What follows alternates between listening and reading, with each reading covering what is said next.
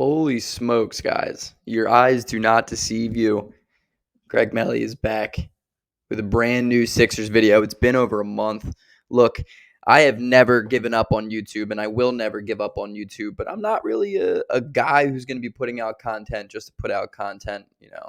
I value the content I put out. I'm not going to force anything if I don't feel it. Thank you for everyone who hits me with DMs on Twitter, hits me with Instagram DMs, messages me over the old blue bubble text message saying, "Yo, Greg, everything cool?" Yeah, guys, life's been good, man. A lot going on as usual. I have done a lot over the last month. Been working a lot, been working too much, but I think this is time to bring back a Sixers video. I woke up this morning and I felt Sixersy. I think I'm back on the contending bandwagon. Look, I'm the biggest Sixers fan, definitely in the state of New York, but arguably in the nation.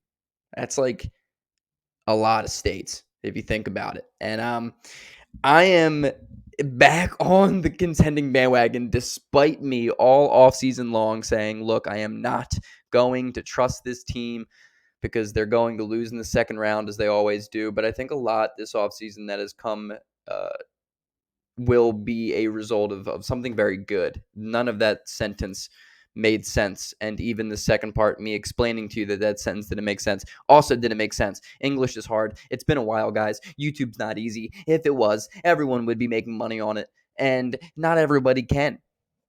That being said, let's get into just basically how I'm feeling about the Sixers team. Like the video, guys, subscribe, right? I mean, the offseason is slowly approaching its end.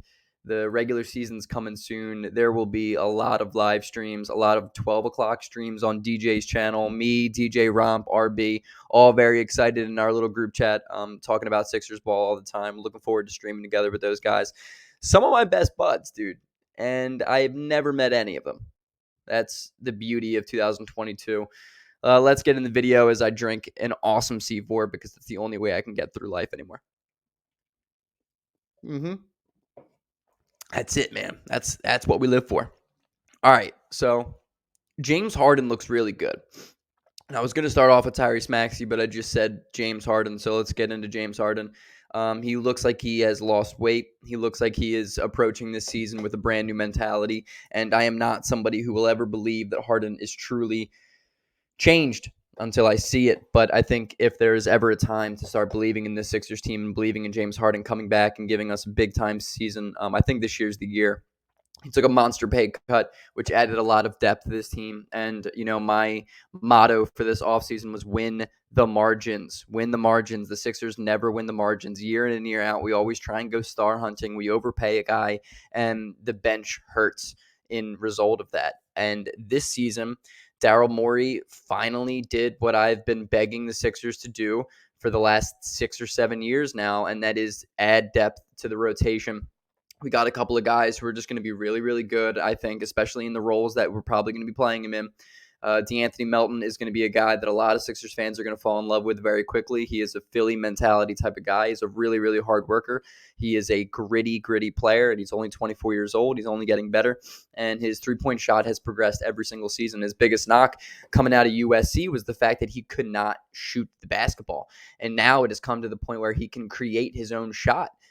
Especially off the bench, I think Melton is just going to be a great player. He has a chance, guys, to be one of my favorite Sixers. I'm already going to say it. I am definitely buying myself D'Anthony Melton City Edition jersey this year when I'm putting it out in the universe that the Sixers are bringing back to the 2001 AI jerseys. I'm buying myself a D'Anthony Melton swag jersey. I'm going to put it right up on the wall behind me. So it's either going to be Joe Johnson, LeBron, or J. Cole. It's going to have to take a back seat. Probably LeBron. That's going to be a conversation for another time. But Melton's a great pickup. PJ Tucker, man, is ideal. 3 years, $30 million. It's a lot of money, but at the same time, he is a phenomenal basketball player, and his game is not going to regress with age because he's not predicated on his athleticism. He is a knockdown three-point corner, three-point specialist, and he's also a guy who's just going to bring absolute dog energy. And I'm really, really here for that, man. That's what the Sixers have been dying for. Embiid really wanted PJ Tucker. He basically, I mean, he did say that we don't have guys like PJ Tucker. We need to go out and get a guy like PJ Tucker. And Morey was like, how about we just get you PJ Tucker? That's huge. I think Tucker's going to be really, really good. But this all comes back to James Harden, taking a massive backseat financially to be able to afford these guys. And I think Harden is going to come back this year and give us more of what we saw during the honeymoon era over those first 5 games of James Harden, because I think that's when he was his healthiest, and playoff times came around and he just was very banged up, and you could tell very quickly that he just was not the same visibly. I just used a lot of adverbs. There was a lot of ly words in that thing. But I am looking forward to seeing what James Harden brings to this organization this year. I think this year is a huge legacy year on the line for him, and I think he acknowledges that, and I think he's very aware, and he's excited to kind of change the narrative a little bit. Off season wise, he looks like he's in better shape. He looks ripped for the first time in his career since OKC he was skinny, but like prime Harden era in Houston. And I'm not going to sit here and say Harden's going to give us 50-point games, but I think Harden realistically can give us 22 to 25 points a night.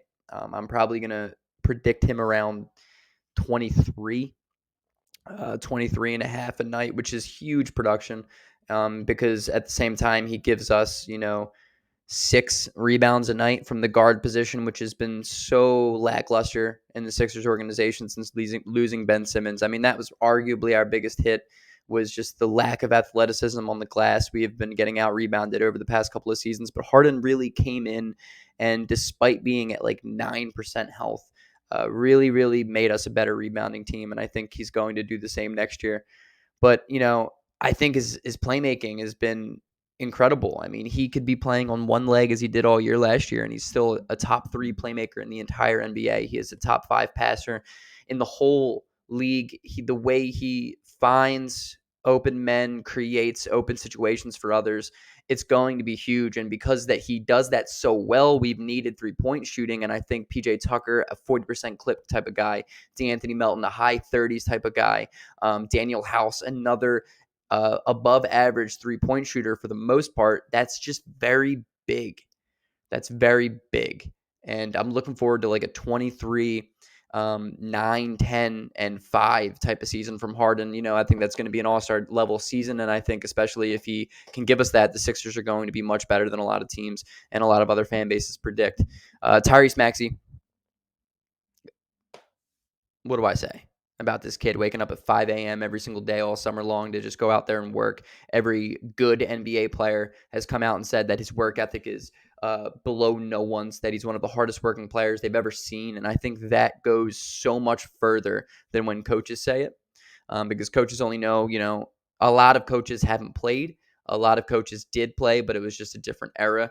I think when Embiid or when KD or when guys like this come out and say how ridiculous Tyrese Maxey's work ethic is, that says a lot. That speaks volumes for a super young 20-something-year-old kid who, came out of college as a guy who a lot of people just did not think he was going to be this. And I don't think anyone ever thought he was going to be this good. And he's all like, it took him a year to be better than anyone has ever expected.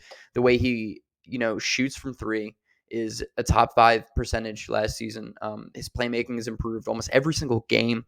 The way he can create his own shot, he's one of the best finishers around the rim. And this is all before I think he's going to get even better next year. I put out a poll a week ago on Twitter. If you don't follow my Twitter, it's SixersGreg at SixersGreg, SixersGreg at SixersGreg on Twitter at SixersGreg. Hit me with the follow, FMOT. Follow me on Twitter at SixersGreg. That Tyrese Maxey, is he going to be an all-star or not?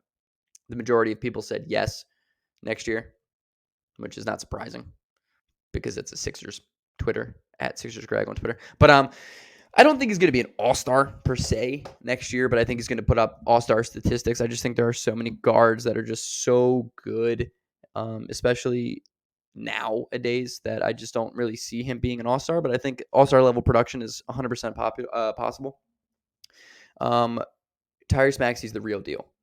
Tyrese Maxey's a guy who I think is just going to come out and continue to get better and continue to improve. It just is going to come down to whether or not Doc Rivers allows him to go out there and play the brand of basketball that I think we all want Tyrese Maxey to play. And so many of the times it's been Maxey's best games have been without Embiid or without Tobias Harris or, without Harden or without the collection of the three. And it's because he finally has the keys to the city and he can finally just um, run the game at his own pace. And I really, really, really, really, really, really want Doc Rivers to acknowledge his future superstardom and kind of make him that number two, number three option on offense. And I think him and Harden can really take an incredible leap together because they're so perfectly contrasting on their brands of basketball. Harden's a guy who's going to lull you to sleep. He's going to take his time. He's going to dribble out. He's going to do his thing. He's going to make you wait until you make the mistake. And Maxey is a guy who's going to catch that pass from Harden,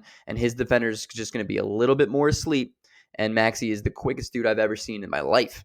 That man is a Kenyan track runner. He's going to get to the rim, and he's just going to, blow by his dude as he did all year last year. And I think this is something we can even utilize a little bit more this year because I just think Maxey is that guy. I really, really believe that Maxey can be that dude that we need in order to take another leap. I mean, Jordan Poole had a great playoff run last year for the most part. He's been a great player last year, and I would take Tyrese Maxey over Jordan Poole, and I think that says a lot. And I look at that very unbiasedly. You know what I mean? I think that the MVP run for Joel Embiid is completely on this year. I think the narrative is all his. It's going to be him, Luka, or Giannis. I just think that's going to be the three that are going to be in the running this year, and I think Embiid has as good of a chance as anybody to win it. Um, I don't know if he's going to win it, but that's just me keeping my hopes down. But I think Embiid has the ability, again, to come out next year and just put on an absolute historic season as he's done over the last two seasons. And I think if Embiid can do that, all the while being a little bit better as a playmaker, in which I think he will be because he has progressed every single season.